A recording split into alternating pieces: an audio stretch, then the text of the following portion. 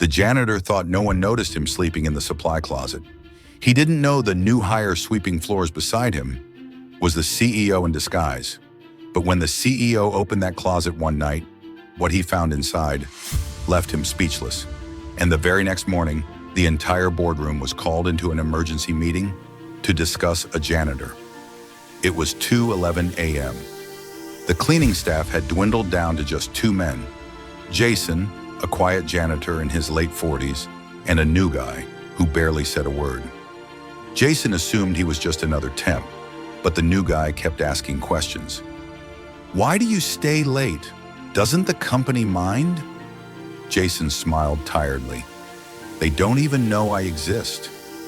What Jason didn't know was that this man was Daniel Harper, the CEO, running an undercover operations audit to find out what was wrong with his company. After shift, Daniel noticed Jason sneaking into the supply closet. Curious, he waited. An hour passed. The door was still closed.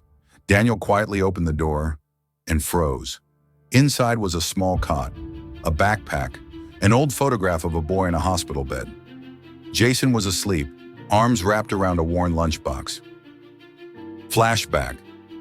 Local hospital room. Narrator Jason's son, Tyler, 9 years old, had been battling leukemia for 3 years.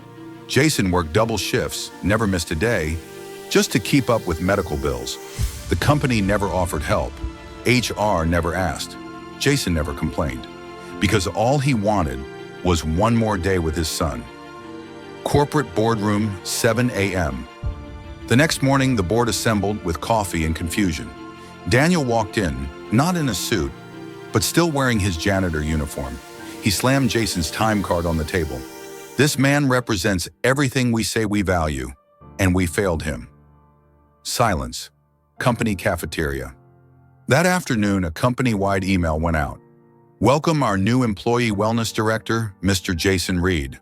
Jason walked in wearing a fresh suit, the same humble look in his eyes. Applause erupted. Even the CFO stood to clap. The real CEO hospital room, Tyler sitting up in bed. Jason entered with a gift bag. Tyler looked up and smiled. Inside the bag, a new tablet, insurance documents fully paid, and a card from the CEO, written in black ink. "Thank you for showing me what leadership really looks like." Subscribe to hear more stories where the quietest voices leave the loudest impact.